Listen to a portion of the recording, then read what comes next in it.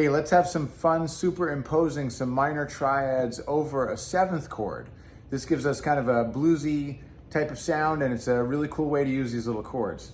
So let's take a G7. G7 is in the key of C, all right? Now, if you know how to harmonize a major scale, that can really help you see the chords that are involved in a particular key. So if I start with like C major 7, I have C major 7, D minor 7, E minor 7, F major 7, G7, there it is. All right, G7, A minor 7, B minor 7 flat 5, and C major 7. Okay, if I do it in triads, I have C, D minor, E minor, F, G, A minor, B diminished, and C. Now, the reason that we want to know all this is we can experiment with triads or arpeggios or chords and superimpose them over other chords and triads and arpeggios that are found in the same key, and some interesting things happen.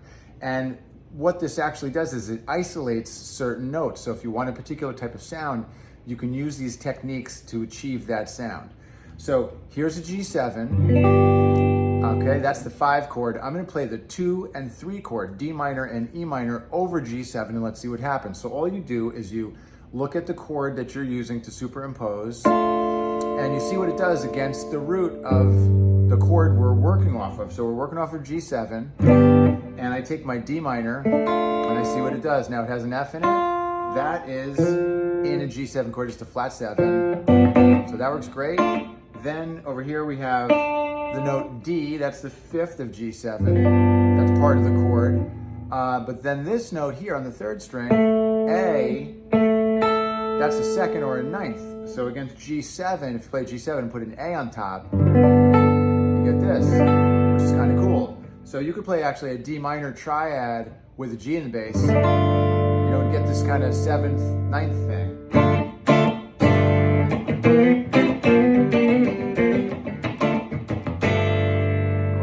Now, we're going to go up to E minor and see what that does against G7. All right, if you look at this one, you've got a root, because E minor has the note G in it. That's the root of G7. We've got the E, which is the 13th.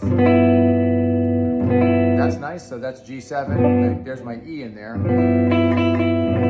And then in this E minor triad, we've also got a B, which is the 3rd of G7. So you hear this kind of thing a lot, like.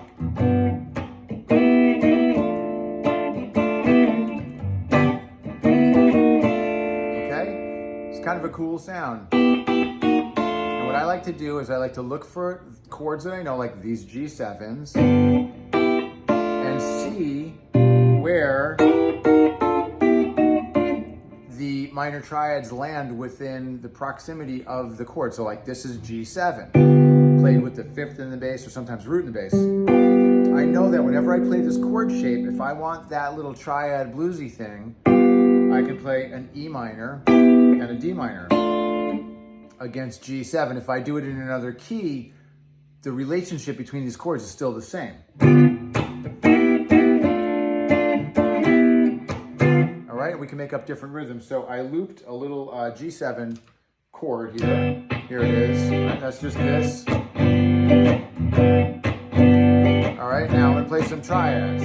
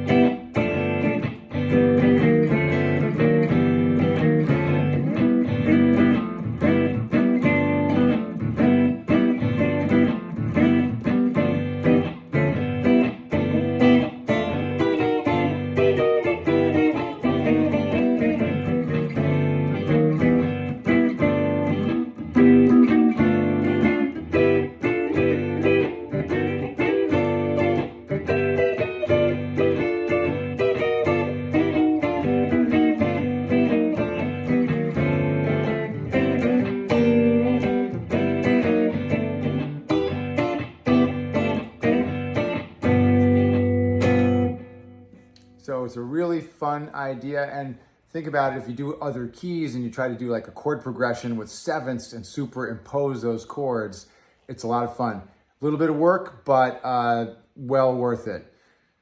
Check us out next time we're here, and I'll see you later. Thank you.